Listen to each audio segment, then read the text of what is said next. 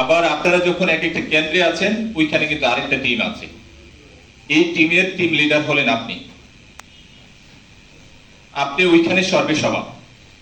এখানে অন্য কেউ কারো কোনো ইন্টারফারেন্স কোনো সুযোগ নেই।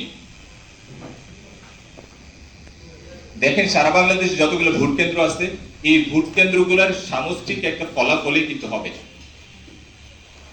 আমি রিটার্নিং অফিসার, আমার কিন্তু আলাদা ভোট কেন্দ্র নেই। আপনার কিন্তু একটা ভোট কেন্দ্র আছে, তার মানে ওই ভোট কেন্দ্রকে সুরক্ষা দেওয়ার দায়িত্ব, সুন্দরভাবে কাজ করার দায়িত্ব আপনাকে নিতে হবে।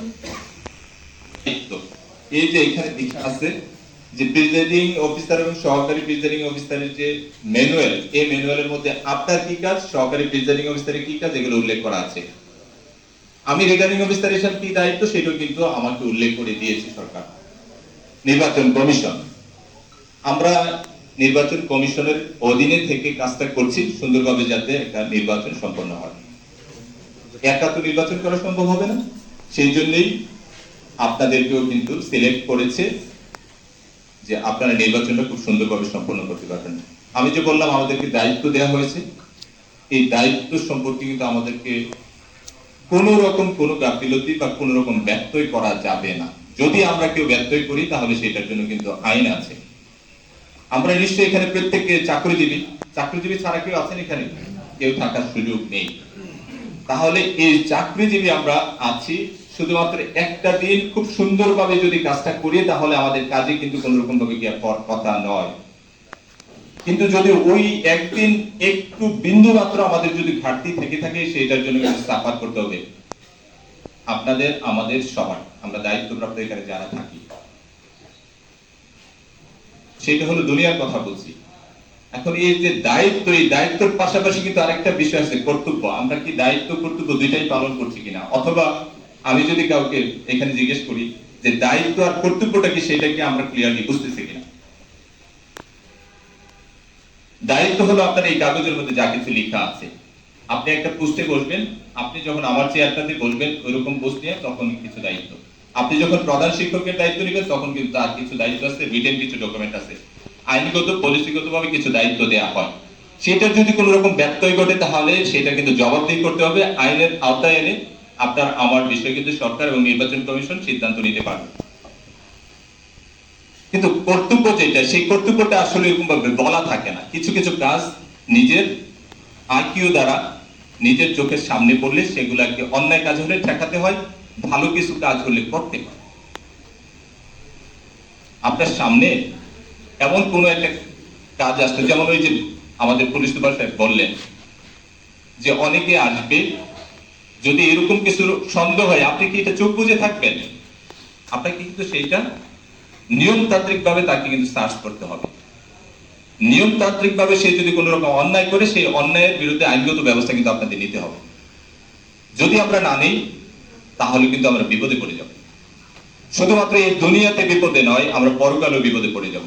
কারণ হলো, আপনারা হয়তো অনেকেই জানেন একটা হাদিস আছে, বুখারী শরীফের একটা হাদিস আছে, দায়িত্ব সম্পর্কে জিজ্ঞাসাবাদ করায় আমরা যদি কোথাও গ্যাপ করি, এই দুনিয়াতেও যাবে, পরকালে কিন্তু আমাদের বিরুদ্ধে ব্যবস্থা নেবে আল্লাহ তাআলা।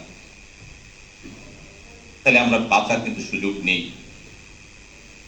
আবার আমাদের কিন্তু এরকম মুসলিম ধর্মে মুসলমান যারা আমরা, আমাদের কিন্তু এরকম আছে, মুমিন যারা আছে তাদের কাছে কিন্তু এই দায়িত্বটা খুব গুরুত্বপূর্ণ একটা কাজ। পাশাপাশি আমানতের একটা বিষয় আছে। এই দায়িত্বটা হলো একটা আমানত। মুমিনরা কখনো আমানত খিয়ানত করে না। তাহলে আমাদের দ্বারা যাতে কোন রকম কোনো অন্যায় না হয়, আপনারা যদি কোন রকম ব্যর্থ করে থাকেন তাহলে আমার পক্ষ থেকে কিছুই করার থাকবে না, করবো না। কিন্তু আপনার যে সাপোর্ট লাগবে, আপনার যে কোনো সময় যদি এরকম কিছু হওয়ার সম্ভাবনা থেকে থাকে, কোন রকম যে আইন শৃঙ্খলা রক্ষা করতে গিয়ে আপনাদের হয়তো একটু জটিলতার সৃষ্টি হলো, এরকম তথ্য যদি আসে তাহলে আশেপাশে কিন্তু আইন শৃঙ্খলা বাহিনী থাকবে। আপনারা জানেন একটা অ্যাপসও কিন্তু তৈরি করা হচ্ছে। আপনার আশেপাশে কোন কোন আইন শৃঙ্খলা বাহিনী মুভ করছে, কোন কোন ম্যাজিস্ট্রেট মুভ করছে, আপনি দেখতে পাবেন। ওই নাম্বারটাতে সরাসরি ফোন দিতে পারবেন, এরকম ব্যবস্থা কিন্তু আছে। তারপরে আপনারা জানেন একটা সুরক্ষা সেবা একটা অ্যাপস কিন্তু তৈরি করেছে, সেটার জন্য আপনাদেরকে নিশ্চয়ই বলা হয়েছে।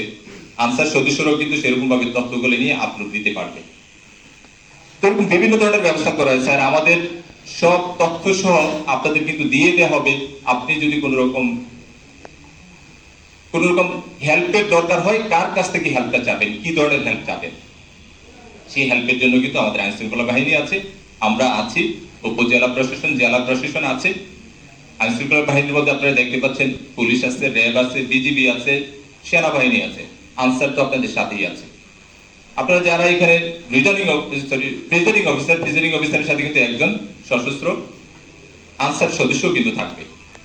কোনো কিছুতে কোনো রকম ভয় পাবেন না, আপনার সর্বোচ্চ প্রফেশনালিজম দেখাবেন। আপনার কাজটা একদম নিউট্রাল, 100% নিউট্রাল হতে হবে।